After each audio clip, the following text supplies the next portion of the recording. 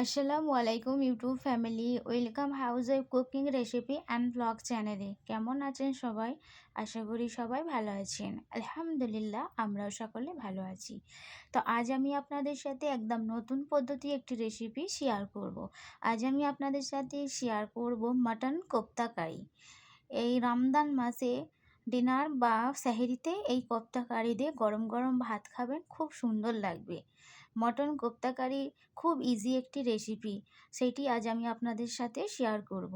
তাহলে কিভাবে আমি বানাচ্ছি মটন কোপ্তা কারি দেখতে হলে ভিডিওটা অবশ্যই দেখবেন। ভালো লাগলে একটা লাইক করবেন, কমেন্ট করবেন, শেয়ার করবেন।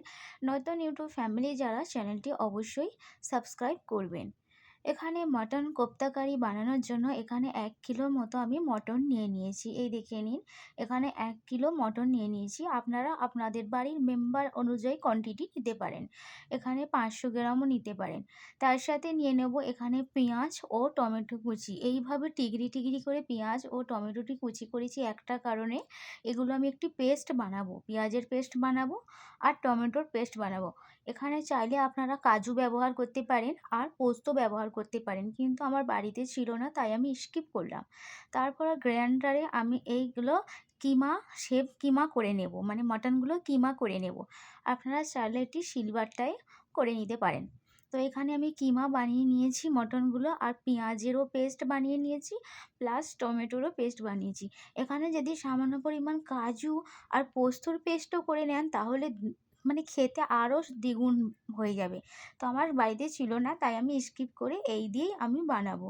খুব ইজি, জানেন তো, এই রেসিপিটি খুব ইজি। আপনারা চাইলেন মটনের বদলে চিকেন দিয়েও করতে পারেন, কিন্তু চিকেন দিয়ে অতটা ভালো লাগবে না, তো চেষ্টা করবেন সবসময় একটু মটন দিয়েই করা। এখানে খুবই ভালো খেতে লাগবে একটি রেসিপি। তো আমি একে একে এই মটন কিমার মধ্যে মশলা ব্যবহার করব। এখানে আমি প্রথমে 2 চামচ মতো পেঁয়াজ বাটা দিয়ে দিলাম, যাতে কোপ্তাগুলো খেতে আরও বেশি ভালো লাগে।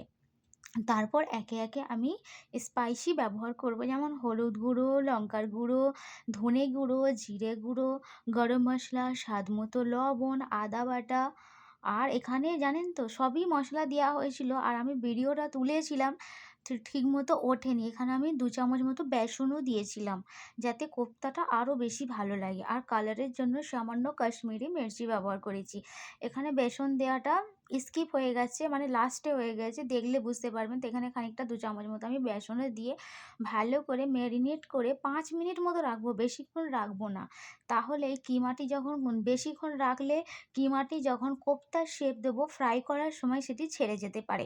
তাই মাখানোর পরই 5 মিনিটের মধ্যে ফ্রাই করে নিতে হবে, না হলে ছেড়ে যেতে পারে। আর এখানে বললাম নি কাশ্মীরি মির্চি ব্যবহার করেছি জাস্ট কালারের জন্য, আপনারা দিতেও পারেন নাও দিতে পারেন। ঠিক এই পজিশনে খানিকটা কাঁচা লঙ্কা কুচিও দিতে পারেন। আমাদের বাড়িতে ছোটো বাচ্চা আছে, ঝাল খায় না, তাই আমি লঙ্কাটা স্কিপ করলাম। তারপরেই আমি এই কোপ্তাগুলো ফ্রাই করার জন্য চুলাতে কড়া বসিয়ে দিয়েছি। কড়ার মধ্যে সামান্য তেল দেব, তেল দিয়ে ডুবো তেলে গোল গোল শেপে কোপ্তাগুলো ফ্রাই করব। আপনারা চাইলে লম্বা লম্বা করতে পারেন বা চ্যাপ্টা চ্যাপ্টা করতে পারেন। এখানে আমি ফ্রাই করার জন্য রিফাইন অয়েল ব্যবহার করেছি, ফরচুনের সয়া হেলথ। এই তেলটি খুবই ভালো তেল, খেতে পারেন, স্বাস্থ্যের পক্ষেও ভালো, হানিকারক না। তারপর আমি একে একে এই কোপ্তাগুলো দিয়ে দিলাম, দিয়ে ভালো করে গোল গোল করে ফ্রাই করে নেব। আর বললাম না এখানে আমি কিন্তু বেসন অ্যাড করেছি, কিন্তু ভিডিও তুলেছি, জানি না কেন ভিডিওটা ওঠেনি, এলোমেলো হয়ে গেছে। তো একে একে আমি মটন কোপ্তাগুলো খুব সুন্দর করে ফ্রাই করে নেব। এই দেখে নিন, কাশ্মীরি মির্চি দেওয়ার একটাই সুবিধা, কি কালার আসবে। কালার এলো কি না, খুব সুন্দর, দেখুন কোপ্তাগুলোর কালার এসেছে। শুধুই খেতে ইচ্ছা করবে, আর সত্যি বলতে শুধু খেতেও খুবই মজা লেগেছে, কারি না বানিয়েও। তারপরে কারি বানানোর জন্য এখানে আমি হাঁড়িতে তেল দিয়ে দিয়েছি, তেলের মধ্যে কিছু খাড়া মশলা দিয়েছি, যেমন এলাচ, তেজপাতা, দালচিনি, লং দিয়ে একটু তেলের মধ্যে এগুলো ফ্রাই করে নিচ্ছি, যাতে ফ্লেভারটা খুব সুন্দর আসে। তারপর একটি ছোট সাইজের পেঁয়াজ কুচি দিয়ে ভালো করে পেঁয়াজটি হালকা ব্রাউন কালার করে নেব, সামান্য। এখানে পেঁয়াজ বেশি ব্যবহার করব না, যেহেতু পেঁয়াজের পেস্ট ব্যবহার করব। তারপরে যে পেঁয়াজের পেস্ট রাখা ছিল সেটি দিয়ে টমেটো দিয়ে ভালো করে মশলাটি কষতে থাকবো। এই সময় যদি একটু পোস্ত পড়ে তাহলে এই কারিটি মানে কোপ্তা কারিটি আর কি বলবো, এত সুন্দর লাগবে খেতে। তো এইভাবে আমি আদা বাটাও ১ চামচ দেবো। এবার এখানে কিছু স্পাইসি ব্যবহার করব। আদা বাটা ১ চামচ, রসুন বাটা ১ চামচ, ১ চামচ হলুদ গুঁড়ো, আর এখানেও কাশ্মীরি মির্চি দিয়েছি, সামান্য এমনি রেড চিলি পাউডার দেওয়া হয়েছে। তারপরে ধনে গুঁড়ো, জিরে গুঁড়ো সমস্ত স্পাইসি আর একটু এভারেস্টের মশলা দেওয়া হয়েছে। কারি মশলা দেওয়া হয়েছে সামান্য। তো আপনাদের কাছে যদি থাকে দিবেন, নাচেত গরম মশলা দেবেন। আর একটু বাড়িতেই তৈরি করা আমার সিক্রেট মশলা, যেটি আমি সেই জিরা আর গোলমরিচ দিয়ে বানিয়ে রাখি, সেই মশলাটি দিয়ে ম্যাক্সিমাম এখানে ২০ মিনিট মতো মশলাটি কষাতে থাকবো। যতক্ষণ না মশলা থেকে তেল ছাড়ছে আমি এইভাবে মশলাটি কষাতে থাকবো। এই দেখে নিন, মাশাআল্লাহ, মাশাআল্লাহ, আমার কোপ্তা কারি মাটন কোপ্তা কারি থেকে ভালো রকম তেল ছেড়ে দিয়েছে। এই দেখে নিন কত সুন্দর তেল ছেড়ে দিয়েছে আর কালারও খুব সুন্দর এসেছে। কাশ্মীরি মির্চি একটু ব্যবহার করলে উম মাংসতে তাহলে কালার খুব ভালো আসে। এই সময় আমি ১ বাটি মতো পানি দিয়ে দিলাম। দেওয়ার পর এখানে আমি ধনেপাতা কুচি দিয়ে কোপ্তাগুলো দিয়ে দিয়েছিলাম। আর এই তো বললামই আমি মাটন যখন ম্যারিনেট করছিলাম তখন আমি ২ চামচ মতো বেসন দিয়েছি। কিন্তু ভিডিওটা একটু ওলটপালট হয়ে গেছে। তো আমি লাস্টে আবার এই ভিডিওটা অ্যাড করেছিলাম। এখানে বেসনটাও ভালো করে মাখিয়ে নিয়েছিলাম। তো কোপ্তাগুলো দেওয়ার পর এখানে আমি ১০ মিনিট মতো ফুটিয়ে নেবো। বেশি ফোটাবো না, তাহলে কোপ্তাগুলো ছেড়ে যেতে পারে। তাই আমি ১০ মিনিট মতো ফুটিয়ে নেব। তো এখানে আরও ২-৩টে বাকি ছিল, সেইগুলোও দিয়ে দিলাম। দিয়ে ভালো করে টকবক করে ফুটিয়ে গায়ে হয়ে গেলে একদম নামিয়ে দেবো। একদম রেস্টুরেন্ট স্টাইলের মতো মাটন কোপ্তা কারি বাড়িতেই বানিয়ে খেতে পারেন। আর এই রমাদান মাসে সবজি তো খুব একটা ভালো মুখে আসেই না। তো এইভাবে মাটন কোপ্তা কারি বানাবেন ডিনারে বা সেহরিতে, খুবই ভালো লাগবে খেতে।